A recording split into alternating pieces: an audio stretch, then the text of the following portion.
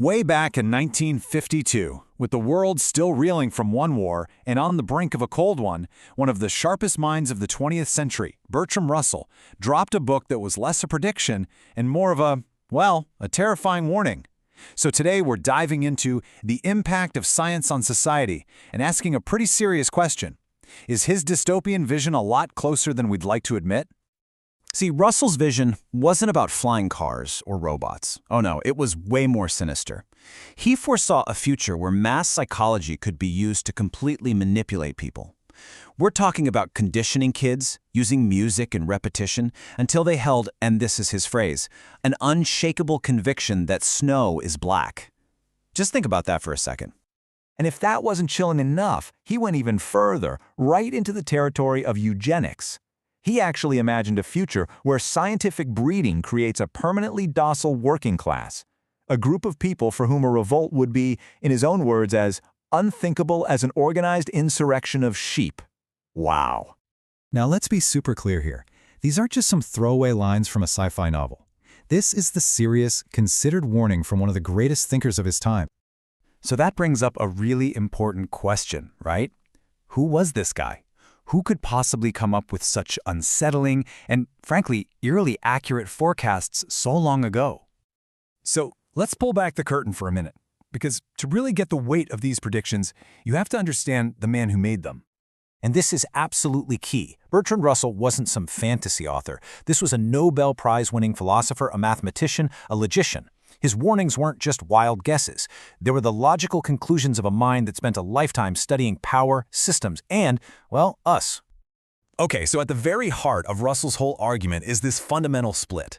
He saw science as this incredibly powerful, double-edged sword. It could be our greatest liberator, or it could enable our total and complete oppression.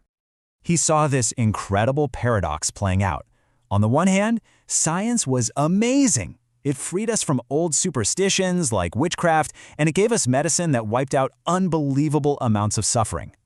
But, on the other hand, that exact same progress gave the world new tools for propaganda and weapons that could destroy everything. And this was the central conflict for him. Science kind of knocked us off our pedestal, showing us we're not the center of the universe. But at the same time, it gave us these almost godlike powers to shape our own world. It degraded us and exalted us, all at once. All right, let's get into the darkest part of his analysis.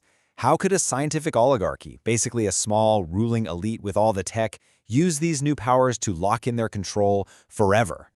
Russell literally lays out a four-step playbook for total psychological control. Step 1, the state takes over education right from birth. Step 2, it uses a combination of, and again, these are his words, diet, injections, and injunctions to scientifically condition people. Step 3 is the deep indoctrination. Until, step 4, any serious criticism of the powers that be becomes, well, psychologically impossible. And here's the terrifying endgame. You end up with a population that isn't just following orders, but has no clue that its deepest held beliefs were scientifically implanted by the state. They're basically prisoners who don't even realize they're living in a cage. But for this kind of oligarchy, just controlling the mind isn't quite enough. Russell predicted they'd also want to control the body itself, through something he called scientific propagation. Yep, that's exactly what it sounds like. State-controlled human breeding. He sketched out a system that is just, wow, it feels like it's ripped straight from a dystopian novel.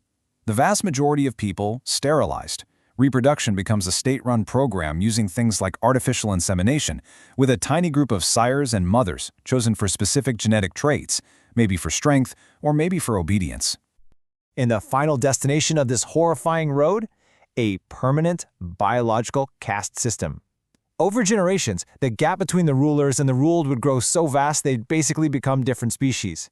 And that insurrection of sheep he mentioned earlier, it would become a literal biological impossibility.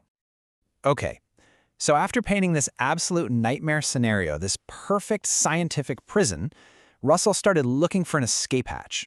There had to be a reason for hope, right? And he found that hope in a kind of fatal paradox, a flaw right at the heart of any scientific dictatorship. See, to keep their power, they have to control what people think. But by doing that, they choke off the very scientific freedom and innovation they need to stay on top. Democracies, on the other hand, for all their messiness, allow for that freedom, that adaptability, and that makes them stronger in the long run. And this was his ultimate hope, which is just a beautiful piece of irony. A scientific dictatorship would eventually collapse because it wouldn't be scientific enough. Its need for rigid control would cause it to stagnate, and its greatest weapon, science, would become its fatal weakness. And all of this leaves us with one final, pretty provocative thought to chew on. Back in 1952, this stuff might have sounded like a far-off nightmare. But today, in a world of social media algorithms, incredible advances in genetic engineering, and all kinds of new surveillance, how much of Russell's 70-year-old warning feels less like prophecy and a little more like our daily news?